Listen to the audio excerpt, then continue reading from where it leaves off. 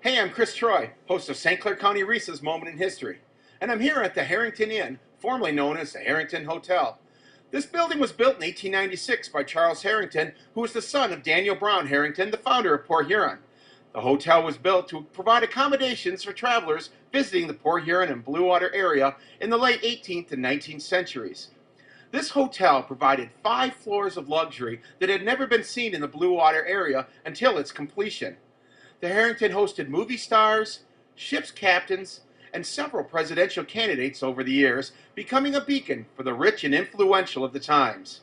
By the early 1980s, the hotel had gone through some rough times, and in 1982 was closed by the city of Port Huron due to safety concerns. Rumors of the building being torn down began to surface, and it looked like the end had arrived for the old hotel. Then, AgeMark, a development company from Berkeley, California, decided to give the hotel a new look and a new life. Investing $4.5 million on renovations on the hotel, AgeMark reopened the Hotel Harrington as the Harrington Inn, an assisted living facility in December 1989, assuring the building's survival for years to come. For Moment in History Extra, I'm Chris Troy, reminding in history. October 12th. In 1960, the Cold War made Soviet Premier Nikita Khrushchev so hot under the collar that he pounded his shoe on a podium at a meeting of the United Nations General Assembly. On this day in 1999, the 6th billionth living human was born. This day in 2000, the USS Cole was badly damaged in an attack by al-Qaeda boat bombers in Yemen, killing 17 U.S. sailors. And on this day in 1492, Italian explorer Christopher Columbus arrived in the Americas.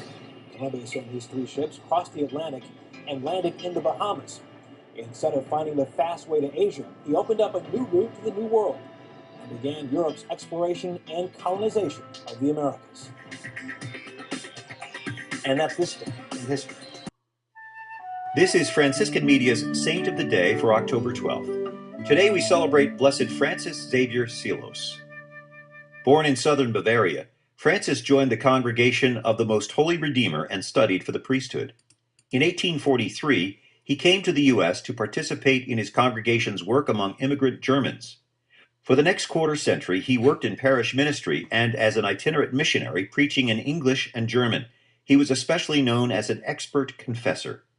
He also headed Redemptorist seminaries in Maryland during the Civil War.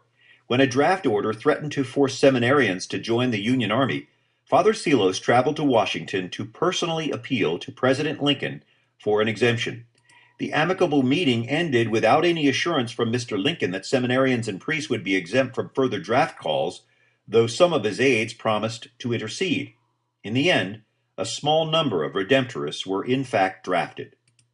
Towards the end of his life, Father Seelos ministered to poor immigrants in New Orleans.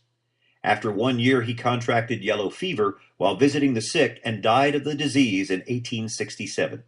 He was beatified by Pope John Paul II in 2000.